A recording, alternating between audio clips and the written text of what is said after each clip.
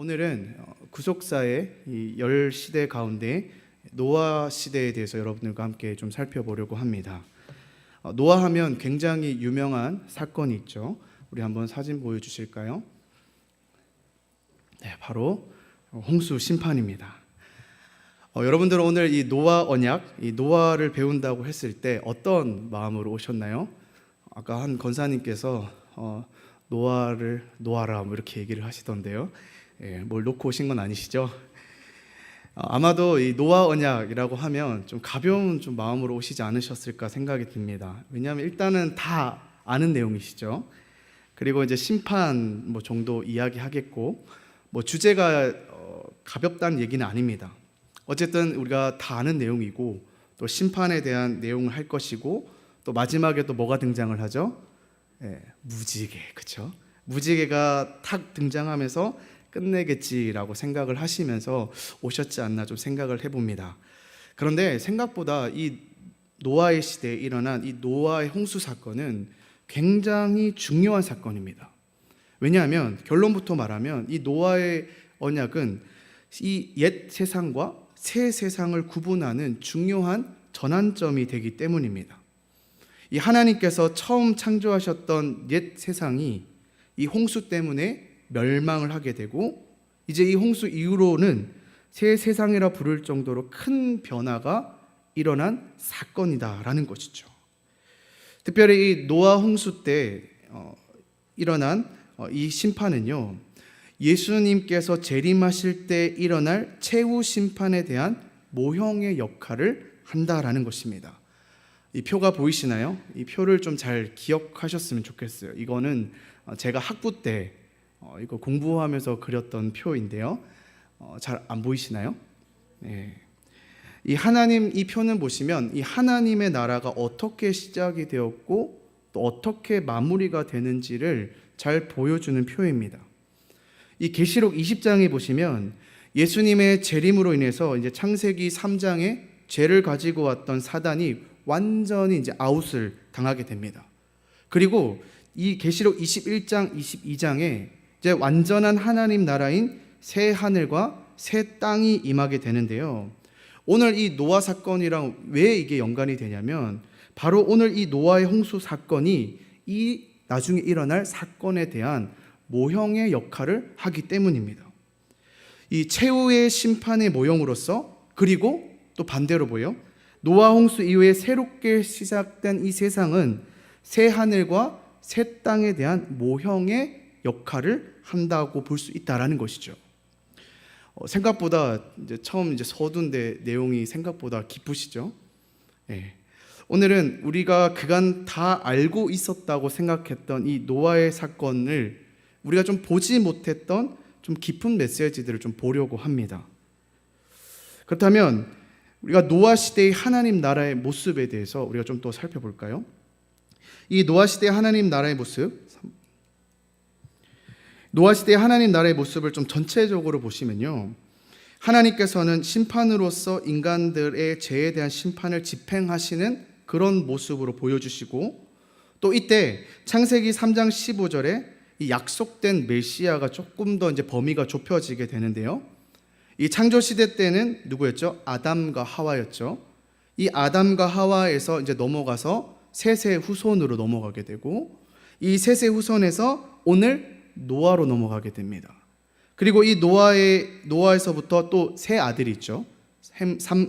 셈과 함과 야벳 중에 이 셈의 후손으로 좁혀지게 됩니다. 그리고 우리 다음 시간에 이제 아브라함으로 볼 건데 그 연결이 이제 아브라함까지 이어지게 되는 것이죠. 이 시대의 족장들은 나중에 왕이라든지 제사장이라든지 선지자라든지 구분되기 이전에 아담과 같이 한 사람이 이런 역할을 다 가지고 있는 시대라고 할 수 있고요. 특별히 이 시대에 예배를 드렸던 하나님의 나라, 이 영토의 성소 부분은요, 아담 때와 마찬가지로 이 재단이 그런 역할을 해서 재단에서 하나님께 예배를 드리는 장면을 우리가 8장 20절을 통해서 볼 수 있습니다.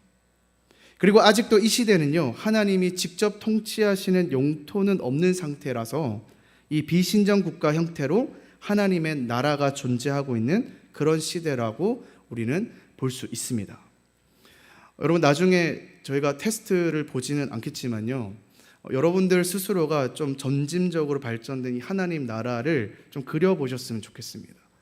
이 강의가 끝날 때쯤에는 이 하나님 나라와 이제 바로 다음에 이제 언약 이 표가 있거든요. 이 표를 이제 빈칸을 만들어서 한번 좀 드려보려고 하는데요. 안 보고 그 칸을 다 완성하시는 분들이 계시면 저에게 개인적으로 찾아오셨으면 좋겠습니다. 제가 커피를 쏘도록 하겠습니다. 저희가 이제 언약 그리고 하나님 나라를 좀 배우고 있지 않습니까? 그럼 뭔가를 가져가야 되는데 그 뼈대가 지금 이 표가 될 겁니다. 그래서 우리가 아직 새 시대밖에 안 배웠잖아요. 앞에서부터 창조 시대 한번 쭉 써보시는 거죠. 아담 시대도 쭉 써보시고 노아 시대도 쭉 한번 써서 외워보시는 좀 시간이 되었으면 좋겠습니다. 자, 그럼 다음으로 우리가 노아 언약을 좀 한번 살펴보려고 합니다. 이 각 시대마다 가장 중요한 열쇠는 그 시대에 하나님께서 사람들과 체결한 언약이라고 했는데, 이 노아 시대는 노아 언약이라고 부르는 이 언약이 체결이 되었습니다. 이 노아 언약은 이후에 좀 살펴보겠지만 단순히 노아 한 개인과 언약을 맺었다기보다는 노아가 모든 피조물을 대표하는 것을 우리가 볼 수 있습니다. 그래서 노아와 그리고 모든 인류와 모든 피조물과 맺은 언약을 우리는 노아의 언약이다라고 말을 한다라는 것이죠. 그래서 이 노아 언약의 형식은요, 이 고대 중동 지방의 왕의 하사 언약의 형식을 취하고 있습니다. 이게 뭐냐면요, 왕의 하사 언약의 형식 제가 읽어볼게요. 신이나 왕의 호의를 베풀어 누군가에게 재산을 분배해 주거나 왕 혹은 제사장의 직분 같은 특권적 지위를 수여하는 경우에 맺어지는 조약이다. 이 조약에서는 신하의 의무는 언급되지 않고 왕이 자신의 신하에 대해서 지켜야 할 의무만 언급되는 것이 특징이다. 지금 이게 뭘 말을 하는 걸까요? 신하는 할 게 없어요. 그냥 은혜를 베푸시는 왕의 의무만 적혀 있다는 것이죠. 그래서 이 신하는 어떻게 해요? 왕이 베푸는 그 은혜를 받기만 하면 된다라는 것입니다. 이처럼 하나님께서는 당시 그 시대의 언어로 하나님의 백성들과 언약을 맺으시는 것이죠. 그래서 그것을 우리는 뭐라고 하냐면 바로 은혜 언약이다라고 하는 것이죠. 그 은혜 언약의 내용이 뭐죠? 백성들의 행위에 근거하지 않고, 그러니까 그 백성들이 무언가를 하는데 근거하는 게 아니라는 거예요. 그리고 오직 왕이신 하나님의 뜻에 근거하고 있고, 하나님께서 신실하게 유지하시고 성취하실 것을 약속하는 것이다. 인간은 창조 때 뭐예요? 우리가 행위 언약도 배우셨잖아요. 이 행위 언약으로 하나님께서 언약의 말씀을 주셨는데 성공했나요? 실패했나요? 실패를 맛보고 말았습니다. 그래서 하나님께서는 이제 뭐예요? 전략을 바꾸신 거예요. 너희가 하는 것이 아니라 내가 할게. 내가 너희에게 언약을 베풀고 내가 주권적으로 이끌어갈 것이고, 내가 했던 그 약속을 신실하게 토시 하나 틀리지 않고 이끌어갈 것이야. 이것이 바로 뭐라고요? 은혜 언약이라는 것입니다. 하나님께서 이 연약한 우리를 위해서 그 은혜를 베푸셨다라는 것이죠. 중요한 거는 이제 내용이겠죠. 그러면 이 노아 언약의 내용이 뭐냐? 여러분, 이 부분은 조금 별표를 좀 하셨으면 좋겠어요. 이 32페이지의 3-3인데요. 거기에 별표를 쫙 해주셨으면 좋겠어요. 이 노아 언약이 무엇입니까? 이 노아 언약에서 가장 중요한 것은 무엇이냐면 종말의 때까지 자연과 인간 사회를 보존하시겠다는 약속을 했다는 거예요. 뭐라고요? 종말의 때까지 하나님께서 창조하셨던 자연과 인간 사회를 보존하시겠다라는 약속이라는 거예요. 그래서 이 노아 언약의 내용을 살펴보면요, 우리가 시간 관계상 다 읽어보지는 못하겠지만 여러분 오늘 집에 가셔서 꼭 한번 그 말씀들을 좀 읽어보셨으면 좋겠어요. 좀 두 군데만 살펴보시면 이 창세기 8장 21절 하반절을 한번 보실까요? 여러분 말씀을 찾아서 쭉 오늘은 좀 바쁘게 좀 움직이셔야 될 것 같아요. 창세기 8장 21절 하반절에 뭐라고 되어 있죠? 내가 전에 행한 것 같이 모든 생물을 다시 멸하지 아니하겠다. 그리고 좀 넘어가서 9장 11절 한번 보실까요? 9장 11절을 보시면 내가 너희와 언약을 세우리니 다시는 모든 생물을 홍수로 멸하지 아니할 것이라. 창세기 8장 20절에서 22절, 그리고 창세기 8장에서 17절까지 우리가 두 군데를 읽어보면요, 하나님께서 이 노아 언약을 체결한 그 대상이 노아 한 사람이 아닙니다. 노아 한 사람이 아니고 노아와 그의 후손과 모든 샘물이라고 말하고 있다는 거예요. 그러니까 이 노아의 언약은 단순히 하나님이 한 인간과 맺은 언약의 정도가 아니라 그걸 넘어서 이 땅의 모든 피조물까지 포함하는 언약이다라는 겁니다. 그 언약인데 이 약속의 구체적인 내용은 지금 뭘 안 하겠다는 겁니까? 뭘 안 하겠다는 겁니까? 다시는 물로써 이 모든 것들을 심판하지 않겠다라는 내용이 담겨져 있다는 것이죠. 그런데 8장 22절을 보시면요, 한계가 있어요. 제가 PPT를 띄워놨는데요, 어디까지냐? 한번 같이 읽어보실까요? 시작. 땅이 있을 동안에는 심음과 거둠과 추위와 더위와 여름과 겨울과 낮과 밤이 쉬지 아니하리라. 언제까지요? 땅이 있을 동안. 여러분, 그게 언제일까요? 아까 제가 조금 언급했지만 예수 그리스도께서 다시 오시는 날, 예수 그리스도께서 재림하시는 날까지 뭐요? 사람과 특별히 하나님께서 창조하셨던 모든 자연체계를 하나님께서 보존시키시겠다라는 약속이라는 겁니다. 즉, 이 자연 질서 자체가 하나님께서 처음 창조한 그대로 유지될 것이라는 것을 하나님께서는 법적으로 그리고 언약을 통해서 확실하게 보장해주는 말씀이라는 거예요. 그리고 두 번째로는요, 9장 1절부터 7절까지는 이제부터 여러분 조금 이제 처음 들어본 개념들이 이제 들어올 건데요. 이 9장 1절부터 7절까지는 뭐냐면 인간 사회를 보존시켜 주겠다고 하는 내용이 포함되어 있습니다. 33페이지의 맨 위쪽을 좀 참고하시면서 여러분 들으셨으면 좋겠어요. 9장 1절을 보시면요, 9장 1절 한번 살펴보실까요? 네, 제가 오늘 조금 천천히 할 거니까 성경도 좀 같이 따라와서 보시면 좋겠습니다. 9장 1절을 보시면 뭐라고 되어 있습니까? 하나님이 노아와 그 아들에게 복을 주시며 그들에게 이르시되 생육하고 번성하여 땅에 충만하라. 그리고 7절도 한번 보실까요? 7절에 뭐라고 되어 있습니까? 시작. 너희는 생육하고 번성하여 땅에 가득하여 그 중에서 번성하라 하셨더라. 여러분, 이 생육하고 번성하고 땅에 충만하기 위해서는 무엇이 기본적으로 유지가 되어야 될까요? 바로 노아와 그의 아들들, 노아와 그의 아들들, 이들을 구성하고 있는 것이 무엇입니까? 바로 이 가정이라는 겁니다. 가정제도라는 겁니다. 이 가정이라는 제도 자체가 유지가 되고 그 가정을 통하여서 하나님께서 명령하셨던 생육하고 번성하고 충만하라는 그 말씀이 이루어진다는 것이죠. 그리고 그 다음에 9장 2절부터 3절까지 보시면요, 제가 읽어보겠습니다. 땅의 모든 짐승과 공중의 모든 새와 땅에 기는 모든 것과 바다의 모든 물고기가 너희를 두려워하며 너희를 무서워하리니 이것들은 너희의 손에 붙였음이니라. 모든 산 동물은 너희의 먹을 것이 될지라. 채소같이 내가 이것을 다 너희에게 주노라. 이제 뭐예요? 그 가정을 형성하시고 이것을 그들을 통해 어떻게 해요? 자연을 지배하고 통치할 수 있는 권한을 주셨다는 것이죠. 누구와 같이요? 창조 때의 아담과 같이요. 그들을 통하여서 이 자연으로부터 여러분 뭘 얻게 됩니까?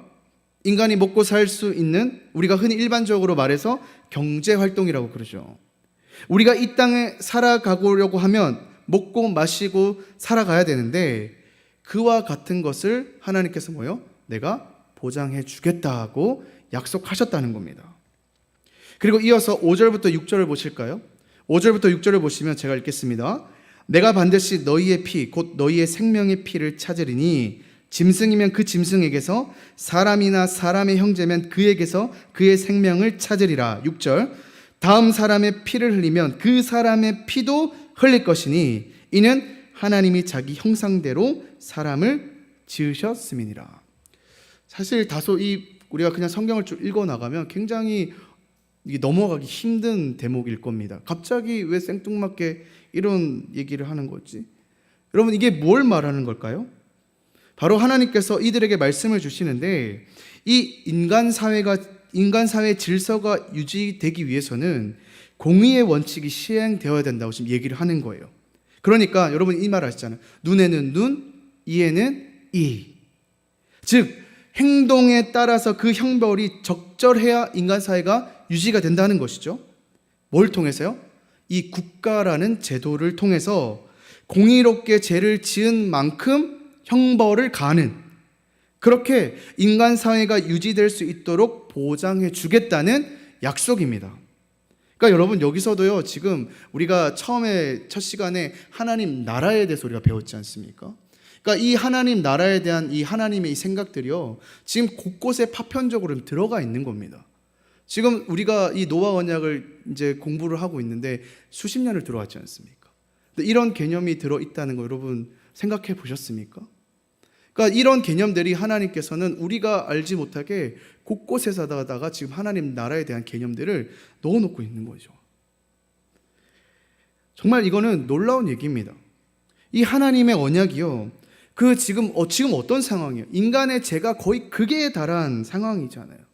그 상황임에도 불구하고 하나님께서는 이 인간들을 포기하지 않으시고 얼마나 디테일하고 얼마나 정교하게 또 우리를 사랑하는 마음으로 그 약속을 하셨는지 모른다는 거예요. 비록 너희가 죄를 지었지만 나는 너희를 결코 포기하지 않는다. 노아를 포기하는 것이 아니라 노아와 그 이후에 있을 그 세대까지 생각하시면서 말씀하시는 거죠. 그러면서 뭐예요? 먼저는 너희가 살아가야 할 이 자연을 보존시켜 주겠다. 그리고 뭐예요? 그 자연 속에 살아가는 너희 가정과 너희 국가를 중심으로 인간 사회를 끝까지 유지시켜 주겠다라는 약속이라는 거예요. 언제까지요? 바로 주님이 다시 오시는 그날까지. 그러니까 이 노아 언약 때문에 여러분 우리가 무엇을 유지할 수 있는 겁니까? 이 인간 사회가 이 세상 속에 살아갈 수 있는 기초를 이 노아 언약이 지금 제공해주고 있다라는 거예요. 그리고 하나님께서 그 약속을 하시고 난 다음에 그 언약의 증거로 무엇을 주셨나요? 바로 무지개를 주셨다는 겁니다. 이 무지개는 히브리어로 케세트라는 말로 하는데요. 이것은 이 무지개로도 번역할 수 있지만 이 활이라는 뜻도 가지고 있습니다. 이 활 뭔지 아시죠? 이런 것이 활이죠. 이 반원형의 모양이 무엇인가 땅에 걸려 있으면 무지개지만 이 사람의 손에 들려 있으면 화살을 걸어서 쏘는 활의 모양이 되는 것이죠. 이 고대 사람들에게는 이게 어떤 이미지였을까요? 우리는 이 지평선에 걸려있는 이 무지개를 보면 참 아름답다라고 생각을 하지만 이 고대 사람들은 이것을 보고 이 활이 하늘에 걸려 있다라고 생각을 했고 그걸 뭐라고 했냐면 신의 활이라고 표현을 했다고 합니다. 그리고 이 무지개를 구름 속에 걸어 놓았다라는 것은 이 시위가 당겨진 활이 아니라 시위를 내려놓고 걸어 놓은 활을 의미하고요. 그래서 이것은 바로 하나님께서 그때 그 시절 바로 완전한 심판을 주신 것이 아니라 이 완전한 심판을 예수 재림하실 때까지 연기하셨다는 것을 이야기한다라는 겁니다. 여러분 어떠신가요? 여기까지가 이 노아 언약에 담겨져 있는 내용입니다. 이미 익히 아시는 분들도 계실 거고 오늘 처음 이제 이런 얘기를 들어보셨던 분들도 계실 건데 우리가 이 성경을 좀 연구하다 보면 그냥 읽다 보면은 참 다 안다고 생각하고 넘어가는 내용들이 참 많아요. 그런데 이렇게 연구하다 보면 이 하나님께서 우리에게 이 계시를 주시는데 이 계시가 얼마나 디테일하고 얼마나 세밀한지를 알 수 있어요. 근데 안타까운 것은 우리가 어떻게 해요? 그냥 안다고 생각하고 그냥 이제 넘어가는 게 문제인 것이죠. 그래서 우리는 이 말씀들요 늘 연구하고 공부를 하셔야 됩니다. 그리고 모르겠으면은 이제 저희 같이 교육자들에게 물어보셔야겠죠. 저희 교육자도 잘 모르는 거 많습니다. 근데 여러분들이 묻고 질문하고 저희가 또 답하고 또 저희도 공부하고 또 같이 답하고 이렇게 선순환이 이루어져야 우리 교회가 훨씬 더 건강하지 않을까요? 그래서 우리가 이 시간을 통해서 좀 하나님의 말씀을 좀 더 깊게 공부를 해야겠다. 좀 마음을 좀 다짐하시고 좀 그런 마음으로 좀 임하셨으면 좋겠습니다. 자, 여기까지가 이제 노아 언약에 대해서 좀 우리가 살펴봤고요. 이제는 이제 노아 언약의 좀 내용으로 좀 들어가 보도록 하겠습니다. 이 노아 이야기는요, 우선 홍수 이야기는 두 부분으로 좀 나누어서 볼 수 있습니다. 6장 9절부터 9장 17절까지는 이 홍수 자체에 대한 이야기고요. 그 다음에 9장 18절부터 29절까지는 홍수 이후에 하나님께서 노아에게 미래를 예언하는 부분으로 나눌 수 있습니다. 우선 우리가 노아 홍수 부분에 대해서 이야기를 좀 살펴볼게요. 33페이지 중간 부분입니다. 그 첫째는 노아의 나이를 기준으로 계산 이렇게 쓰여져 있는 부분 보시죠. 이 부분을 보시면서 좀 따라왔으면 좋겠습니다. 6장 9절부터 9장 17절까지 이 인상적인 게 뭐냐면 이 날짜가 많이 등장한다는 겁니다. 이 7장 11절 12절을 한번 보겠습니다. 창세기 7장 11절 12절을 보시면 노아가 600세 되던 해 둘째 달 곧 그 달 열일의 날이라. 그날에는 큰 기쁨의 샘들이 터지며 하늘의 창문들이 열려 40주야를 비가 땅에 쏟아졌더라. 이 노아 홍수가 이제 시작된 날짜를 기록했는데 언제라고 하고 있나요? 노아 600년, 이제 오늘 우리나라로 말하면 2월 17일입니다. 노아 600년 2월 17일에 노아 홍수가 시작되었습니다. 그리고 8장 4절을 볼까요? 8장 4절을 보시면 일곱째 달 곧 그 달 열이는 날에 방주가 아라랏산에 머물렀으며, 여기에 지금 일곱째 달이라는 것은 아까 뭐가 기준점이었죠? 이 노아 600년이 기준점이었죠. 노아 600년 2월 17일 날 홍수가 시작이 되었고 노아 600년 7월 17일에 이 방주가 아라랏산에 걸려 있다, 머물렀다고 지금 표현하고 있습니다. 이 노아 홍수 사건 중에 중요한 지점이죠. 모든 땅들이 다 물에 잠긴 상태니까 이제 제일 꼭대기에 있었던 이 아라랏산에 이제 배가 걸려 있다는 얘기를 하는 겁니다. 그리고 그 다음에 8장 5절을 보시면 8장 5절에 물이 점점 줄어들어 열째 달 곧 그 달 초하루 날에 산들의 봉우리가 보였더라. 이제 뭡니까? 점점점 이제 물이 빠진 것을 보여주고 있죠. 그래서 이제 산들의 봉우리가 처음으로 보이기 시작했던 날이 노아 600년 10월 1일이라는 겁니다. 물이 빠지기 시작한 이래로 산들의 봉우리가 처음 보이기 시작했다는 말이죠. 그리고 이어서 8장 13절을 보시면 600일 년 첫째 달 곧 그 달 초하루 아래 그 땅에서 물이 거친지라.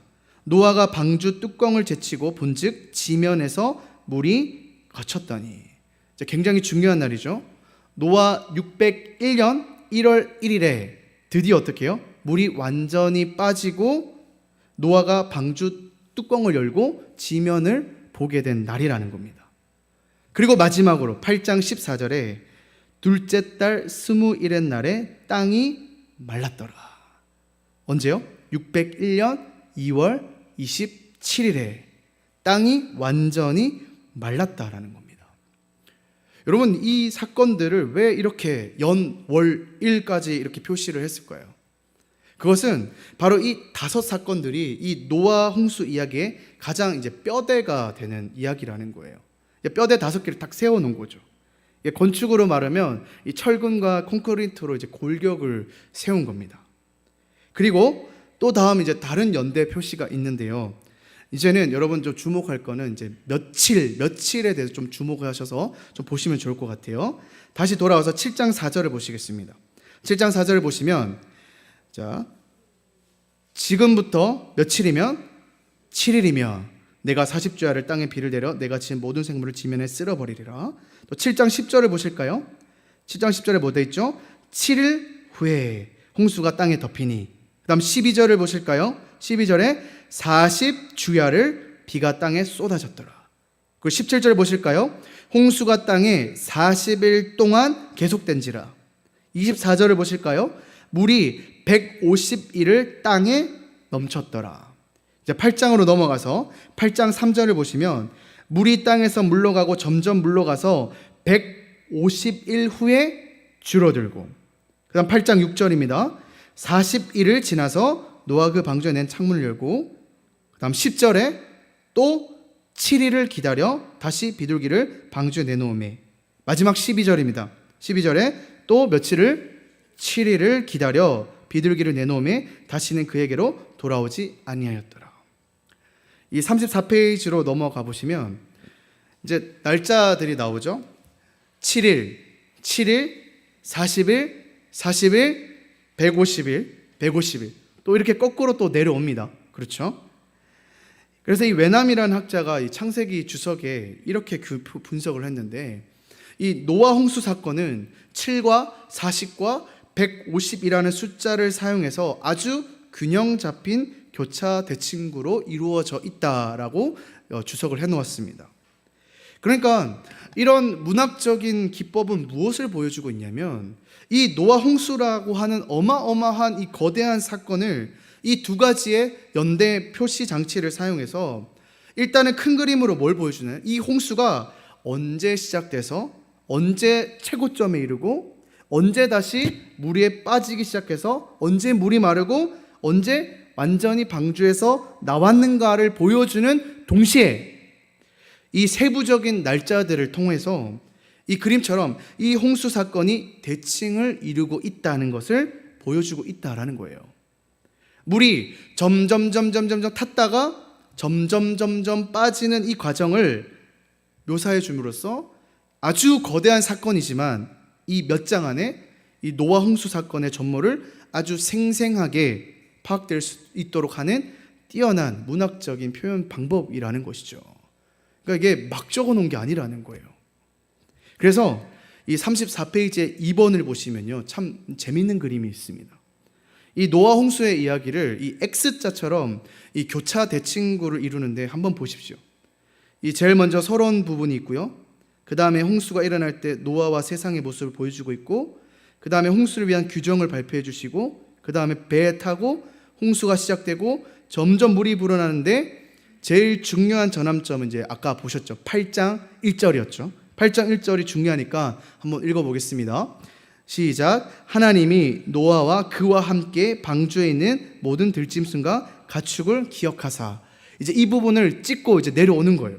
그러니까 마치 우리가 등산을 할 때 제일 정상에 갔다가 내려오는 것처럼, 또 마라톤을 할 때도 어떻게 해요? 반환점에 갔다가 돌아오는 것처럼 이 노아 홍수의 이야기 전체의 반환점이 되는 게 바로 이 8장 1절이라는 것입니다. 그리고 어떻게 해요? 그 다음부터는 이제 물이 계속 이제 줄어들기 시작해서 홍수가 끝나고 사람들이 배에서 내리고 다시 홍수 이후에 하나님께서 세상을 규정해 주시고 또 홍수 이후에 이 노아와 세상이 어떻게 변했는가를 보여주고. 여러분, 이 구조가 보이시나요? 그러니까 이 노아 홍수 사건 자체가 어떻게 지금 기록이 됐냐는 인상을 받고 있습니까? 아주 정교하게 묘사가 되어 있습니다. 이것은 이 노아 홍수 사건의 여러분 역사성을 보여줍니다. 이 세상 사람들은요, 이 노아 얘기를 하면 뭐라고 얘기합니까? 이 노아 홍수는 신화에 나온 얘기 아니냐, 다 꾸며낸 얘기다. 심지어는 우리 교회 안에서도요, 이거는 이것만큼은 좀 아니다 라고 생각하시는 분들이 꽤 있습니다. 그런데 여러분, 이거는요, 이 노아 홍수 사건을 너무 잘 몰라서 그래요. 보십시오. 이 노아 홍수를 기록하는 이 과정 자체가요, 이 성경을 보시면 놀랍도록 치밀할 정도로, 그리고 이 성경 전체에서 이렇게 자세하고 디테일하게 그려진 부분이 없거든요. 아주 정밀한 것을 계속해서 보여주고 있다는 거예요. 그냥 이런 사건이 있었습니다, 이런 사건 믿으십시오가 아니라 시간과 연대를 표시해가면서 또 교차 대칭 구조를 사용해가지고 이 노아 홍수 사건이 진짜 역사적인 사건이었음을 계속해서 보여주고 있다는 거예요. 사랑하는 여러분, 이 노아의 사건이 진짜 있었다는 사실을 믿으십니까? 안 믿으시는 것 같은데요. 믿으십니까? 이제부터는 여러분 이 노아 이야기할 때 쭈뼛쭈뼛 하지 마시고, 특히 우리 교사분들 계시죠? 좀 당당하게 선포하셨으면 좋겠어요. 우리 아이들에게. 이거 우리 아이들도 궁금한 친구들 많잖아요. 그럼 앉혀놓고 이 표를 보여주시는 겁니다. 자, 봐봐. 이렇게 얼마나 치밀하고 얼마나 세심하게 보이지. 네. 그럼 아마 우리 아이들이 굉장히 우리 선생님들을 존경하게 될 겁니다. 계속해서 이제 우리가 뼈대를 세웠습니다. 이제 뼈를 이제 다 세웠고요. 이제는 내용을 한번 채워 넣어 보도록 하겠습니다. 이 33페이지의 3번입니다. 이 노아의 홍수의 이야기는 이 내용적으로 볼 때는 이제 전반부와 후반부로 나눌 볼 수 있습니다. 이 6장 9절부터 7장 24절까지는 이 노아 홍수 이야기의 전반 부부입니다. 이 전반부에는 이 홍수 사건이 일어나서 전부 다 이제 심판을 받는 이야기가 담겨져 있죠. 그리고 8장 1절부터 9장 17절까지가 이제 후반부인데요. 이 후반부는 홍수 이후의 세상의 모습들을 이제 보여주게 됩니다. 그리고 그 전환점이 아까 보았던 8장 1절이 되겠죠. 우리 전반부부터 한번 보도록 하겠습니다. 이 전반부는 이 노아 홍수가 왜 일어났냐라는 얘기가 됩니다. 6장 9절부터 12절까지인데요. 한번 보실까요? 6장 11절 11절을 보시면 제가 한번 읽어보겠습니다. 6장 11절 12절. 그때에 온 땅이 하나님 앞에 부패하여 포악함이 땅에 가득한지라. 하나님이 보신즉 땅이 부패하였으니 이는 땅에서 모든 혈육 있는 자의 행위가 부패함이었더라. 여기서 지금 계속해서 강조되는 단어가 무엇이죠? 부패죠. 부패하고 포악했다는 겁니다. 이렇게 세상이 부패하고 포악하여 죄가 가득 찼기 때문에 하나님께서는 뭐예요? 이 홍수라는 심판을 집행하셨다라는 거예요. 그래서 하나님께서 이렇게 말씀하십니다. 13절 보실까요? 하나님이 노아에게 이르시되 모든 혈육 있는 자의 포악함이 땅에 가득함으로 그 끝날이 내 앞에 이르렀으니 내가 그들을 땅과 함께 멸하리라. 그 죄악이 가득한 결과 하나님께서 어떻게 해요? 이 땅을 심판하겠다라고 얘기합니다. 그렇지만 당대의 의인이었고 완전한 자였던 노아에게는 뭘 주겠다고 하셨나요? 구원을 주시겠다고 얘기하시는데 18절 보겠습니다. 18절 19절. 그러나 너와는 내가 내 언약을 세우리니 너는 내 아들들과 내 아내와 내 며느리들과 함께 그 방주로 들어가고 19절. 혈육 있는 모든 생물을 너는 각기 암수 한 쌍씩 방주로 이끌어들여 너와 함께 생명을 보존하게 하되. 지금 이 이야기의 핵심이 무엇입니까? 하나님께서 이 세상을 심판하겠는데 너와 너의 그 가족들은 어떻게 하겠다고요? 구원해 주시겠다. 구원해 주실 테니까 뭘 지으라는 거예요? 구원의 수단인 방주를 만들어서 그 방주에 노아 너도 타고 노아 너의 가족들도 타고 하나님께서 말씀하셨던 암수 한 싹씩 생물들을 넣어라. 그럼 어떻게 해요? 내가 너희를 보존시켜 주겠다. 즉 구원하겠다고 약속을 하셨다는 겁니다. 그러면 여러분 이것도 뭐예요? 이 노아 시대의 죄로 인한 홍수 심판으로부터 노아와 이 8식구와 방주에 탄 모든 생물들을 살려주겠다고 하나님 하셨더니 하나님의 약속을 지금 누구에게 주시는 거예요? 노아한테 주고 있다라는 거죠. 그러니까 이것도요 여러분 노아 언약이라는 거예요. 근데 이것은 홍수 전에 한 노아 언약입니다. 아까 우리가 좀 깊게 살펴봤던 이 8장 20절부터는 언제 이루어진 사건이었나요? 이 노아 홍수 사건 이후에 새롭게 세상이 된 이후에 한 언약이었죠. 그래서 이 노아 홍수 전 노아 언약의 내용은요 방주를 통해서 구원을 해주시겠다는 하나님의 약속이 들어가 있다는 겁니다. 그러니까 홍수 후와 이 내용이 좀 다릅니다. 그래서 이렇게 약속을 해주시고 그 다음에 이제 7장 1절부터 5절을 보시면 이제 어떻게 하십니까? 하나님께서 이제 방주로 들어가라 라고 명령을 내리시죠. 그러면 그 다음에 이제 무슨 사건이 일어날 거는 예상이 됩니다. 바로 홍수가 이제 일어나게 되는 것이죠. 그래서 7장 6절부터 24절까지는요 어떤 내용들이 되어 있죠? 이제 노아는 순종해서 방주로 다 들어갑니다. 그리고 방주의 문을 하나님께서 닫고서는 그 다음부터 이제 본격적으로 계속 비가 내려서 물이 차오르는데, 물이 차서 완전히 지면을 덮어서 호흡이 있는 모든 것들을 다 죽이고 누구만 나왔죠? 약속하셨던 대로 노아와 노아의 가족들과 그 생물들만 남았다. 그리고 그들이 구원을 받았다라고 하는 내용이 이 홍수 이야기의 전반전 내용입니다. 그럼 이제 후반부 이야기를 한번 좀 살펴보겠는데, 이 후반부 얘기는요, 이렇게 다 홍수로 이 세상에 심판되고 살아남은 이 노아의 8 식구는 어떻게 되는가 하는 내용이 전개가 됩니다. 8장 1절부터 이제 전개가 되는 것이죠. 이 8장 1절부터 14절의 내용은요, 반대로 이제 물이 들어찼던 세상이 물이 이제 빠지게 되고, 세상에 물이 완전히 빠지면서 이제 뭐가 드러났나요? 산봉우리가 드러나고 지면이 드러나고 이제 새로운 이제 세상이 이제 열리게 되는 겁니다. 그리고 15절부터 19절까지는 이제 배에서 주님께서 하나님께 뭐를 내리라라고 하시죠. 17절 보실까요? 10절을 보시면 너와 함께한 모든 혈육 있는 생물 곧 새와 가축과 땅에 기는 모든 것을 다 이끌어내라. 이것들이 땅에서 생육하고 땅에서 번성하리라 하시매. 올라왔던 대로 어떻게 해요? 이제 내려가라라고 하신 겁니다. 그리고 아까 8장 20절부터는 우리가 살펴보았죠. 홍수 후에 그 하나님께서 뭘 하십니까? 이제 진짜 우리가 노아의 언약이라고 했던 그 언약을 맺으십니다. 어떤 언약이었죠? 다시는 물로 심판하지 않겠고 땅에 있는 모든 자연 질서와 인간 사회가 지탱이 될 것이다 하는 약속으로 끝마치게 됩니다. 근데 우리가 여기서 조금 관심 있게 좀 봐야 될 부분이 있는데요. 이 35페이지에 이 4번을 한번 보실까요?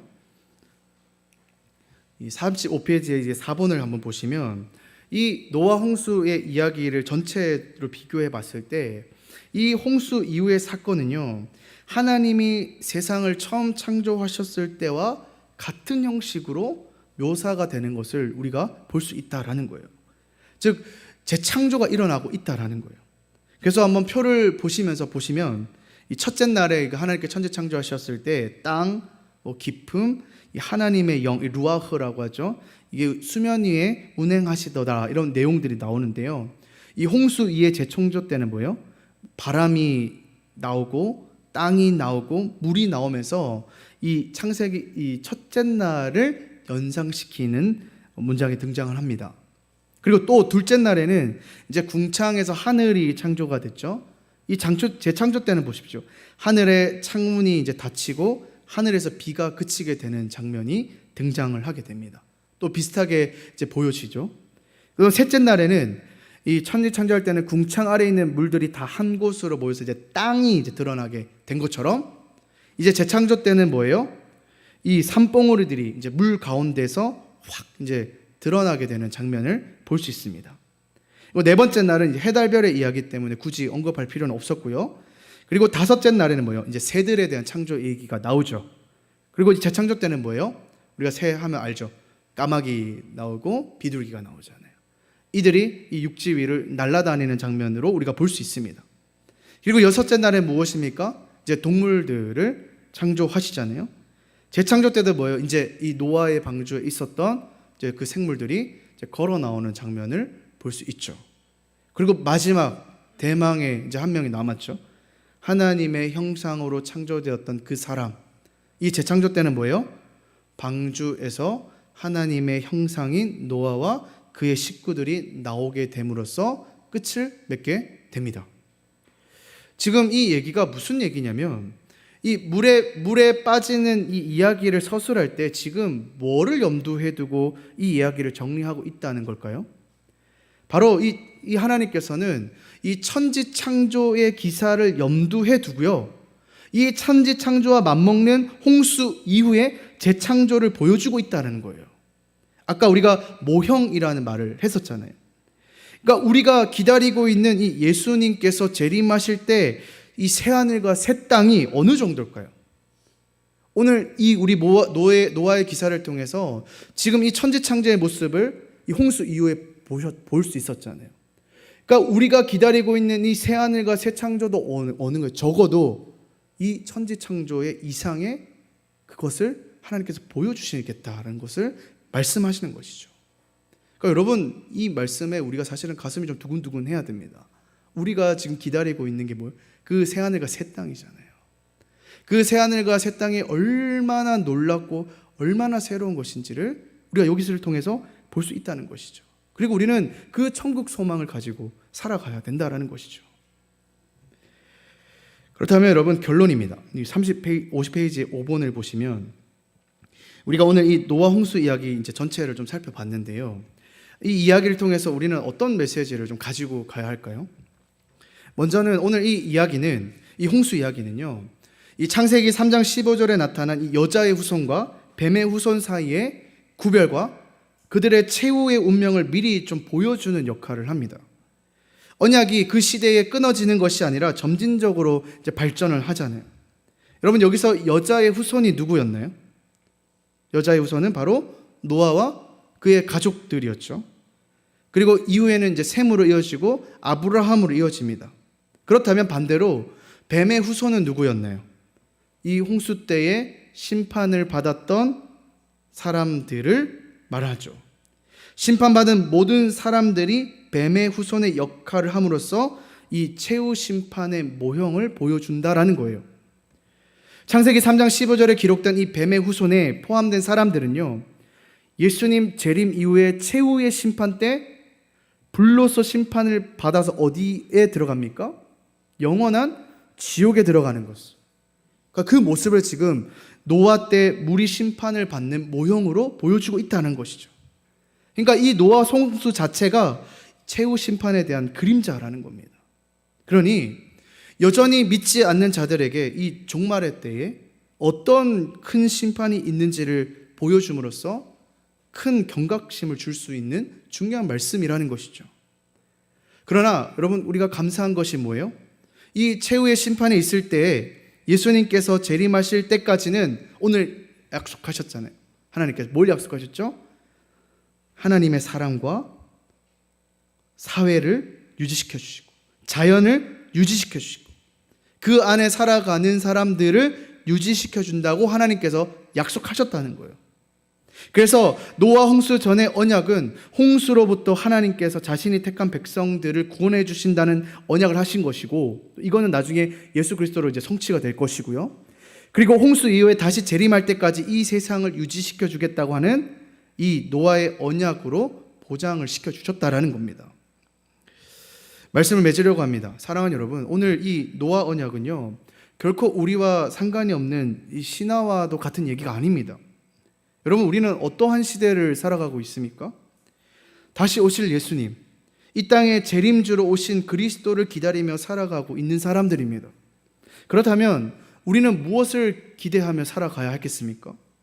오늘 이 노아 언약을 통하여서 모형으로 보여주셨던 이 재창조가요, 마지막 때에 새 하늘과 새 땅으로 임하게 될 것입니다. 우리는 그것을 기대하며 천국 소망을 갖고 살아가는 것이죠. 물론 모두 다 그 새 창조를 누릴 수는 없습니다. 분명한 것은 뭐예요? 여자의 후손과 뱀의 후손은 나눠질 것이고요, 뱀의 후손은 오늘 이 홍수 심판보다 더 무서운 심판을 경험하게 될 것입니다. 그다음 여러분, 이 땅을 살아가는 우리들은 어떻게 살아가야 할까요?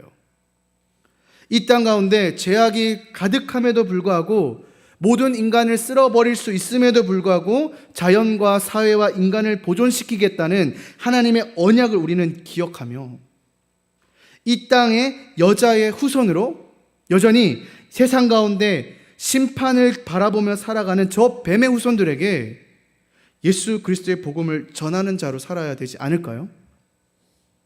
바라옵기는 오늘 우리에게 보여주셨던 이 언약, 하나님의 은혜에 우리가 감사하며 이 언약의 말씀을 붙들고 여전히 저 뱀의 후손으로 살아가는, 심판, 하늘 소망이 아니라 심판을 바라보고 살아가는 그들에게 우리의 삶을 통하여서 천국 소망을 선포하며 그들의 그 천국 소망을 전달할 수 있는 그런 성도로 살아가는 우리 종암의 모든 성도님들 되시기를 주님의 이름으로 간절히 소망합니다.